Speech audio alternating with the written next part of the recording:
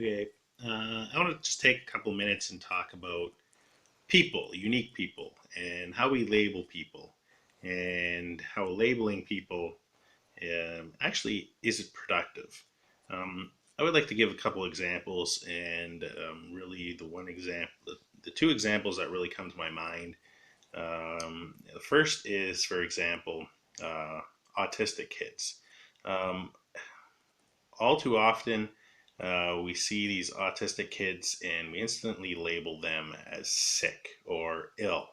And what I'm finding interesting is that now government programs are starting to realize that by feeding these children's interests actually pulls them out of a certain bubble. And in a certain case, I forget what his name is, but he's on YouTube all over the place. An autistic child who loved math. Okay, this child actually learned all of elementary school or high school math within a matter of 2 weeks or something absurd like that. He actually has the brain of a supercomputer as far as math is concerned. And, we're so quick to label people with illnesses or sicknesses. And we often we forget to explore where the value is in people's what they're bringing to the table. Everybody has value. Everybody has unique value.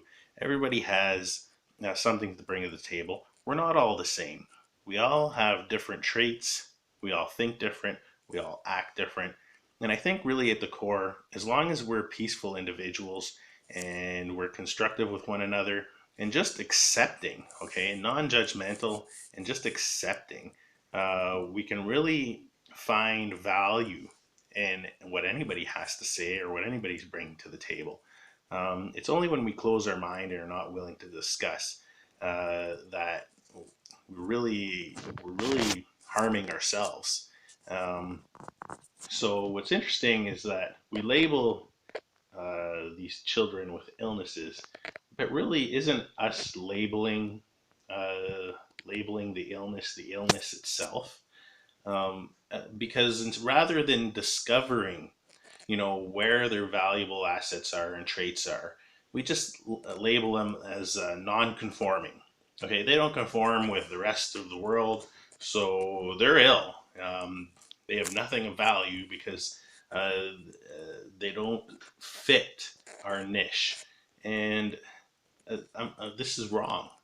Um, and what's interesting is these people have a lot to bring to the table. And rather than exploiting that and understanding them and trying to uh, understand ourselves by understanding them, really, we're just limiting ourselves. We're just hampering ourselves. Like, how many corporations would love these people working for them? How many universities would love this kid, working on a thesis for them? Or how many companies would love him, working on items for them? I mean, it's all because the parents looked at how to bring out the positive value in that child. And we do that constantly. And another example is children with Down syndrome. Oh, they're ill, they got nothing to offer. Listen, I have never, ever encountered more loving individuals than people who have Down syndrome. If anything, they are examples for the rest of humanity to follow. I hate to say it, but most people I can't stand. Why? Because they're just rude. They're rude. They'll steal. They'll take everything from you until there's nothing left to take. These people are examples of love. Okay, I've never seen one with malice in their hearts. So we say, oh, there's nothing there to offer.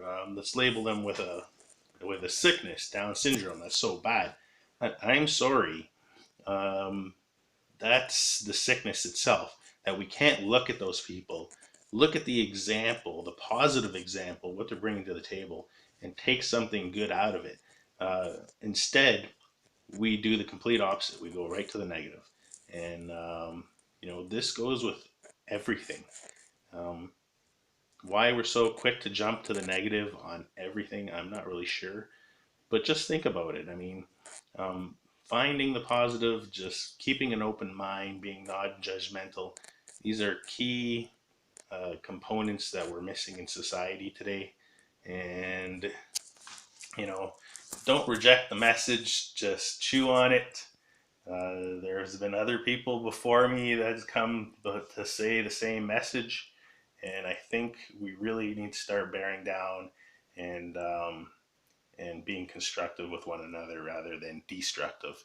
Um, anyways, take care. Peace. Bye.